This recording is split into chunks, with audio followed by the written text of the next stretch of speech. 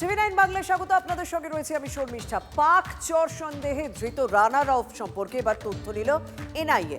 বেঙ্গল এসটিএফএ থেকে তথ্য সংগ্রহ করেছে জাতীয় তদন্তকারী সংস্থা। খুব শীঘ্রই রানা এবং ইজাজকে জেরা করবে এনআইএ। বিস্তারিত জানাবেন আমাদের প্রতিনিধি সুপ্রিয়, সঙ্গে রয়েছে সুপ্রিয়। কি আপডেট?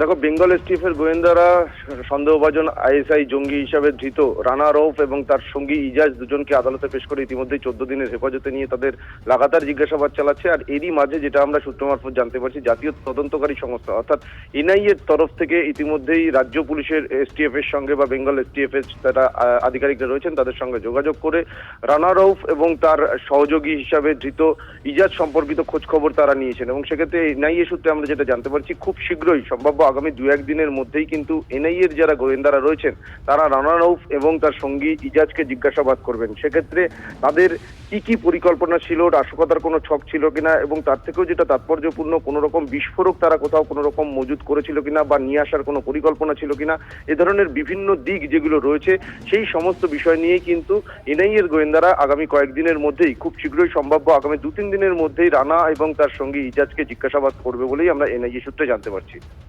সুপ্রিয়, রানা রউফ যতবার কলকাতায় এসেছে ততবারই সে ইজাজের বাড়িতে থেকেছে, দিলজলার ইজাজ।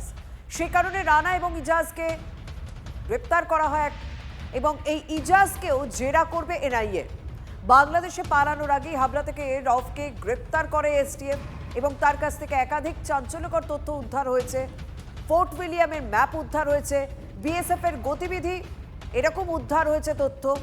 সেই কারণে উদ্বেগ যথেষ্ট রয়েছে এবং স্বাভাবিকভাবে জাতীয় তদন্তকারী সংস্থা এবার তারাও ময়দানে নেমে পড়ছেন। এনআইএ দুজনকেই জিজ্ঞাসাবাদ করতে পারে, এরকমই সূত্র মারফত খবর রয়েছে।